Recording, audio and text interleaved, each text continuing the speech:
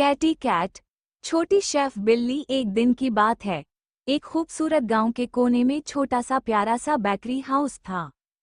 इस बेकरी की मालिकन थी एक चुलबुली और होशियार बिल्ली, कैटी कैट। सुबह की शुरुआत जैसे ही सूरज निकला, कैटी ने आंखें खोले और कहा, एक नया दिन, नई खुशबू, नई मिठास।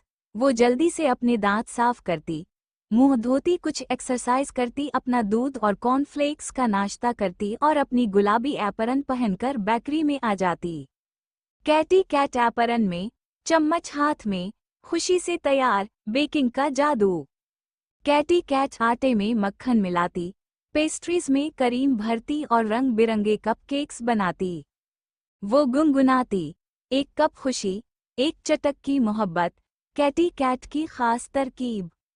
हर दिन कैटी अपनी बेकरी में नए जायके बनाती, चॉकलेट बन, शहद वाले डोनट्स और स्टार शेप्स बिस्किट्स बनाती। उनको ओवन में बेक होने के लिए रखती और ओवन के सामने खड़ी हुई खुशी से केक निकालती।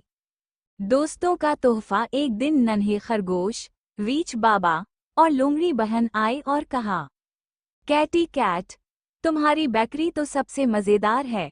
कैटी ने सबको मुफ्त कपकेक्स दें और बोली, दोस्ती का जायका सबसे मीठा होता है, सफाई और तरतीब। काम के बाद कैटी खुद ही बेकरी साफ करती, औजार धोती और सब कुछ तरतीब से रखती। एक अच्छी शेफ, एक साफ शेफ, वो हमेशा कहती। अपना बेकरी का काम खत्म करके कैटी ने बर्तन धोए और साथ हंसी खुशी गुनगुनाती रही।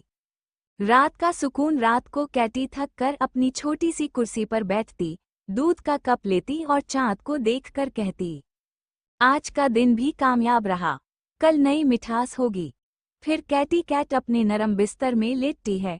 वो नीले सितारों वाले पाजामे पहने, गुलाबी कंबल ओढ़े, पुरसुकून नींद सो गई। चांदनी खिड़की से अंदर आ रही है और बेकरी के औजार एक तरफ सलीके से रखे हैं।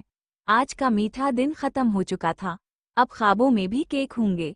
तो इस तरह बच्चों, कैसी लगी आपको हमारी कहानी?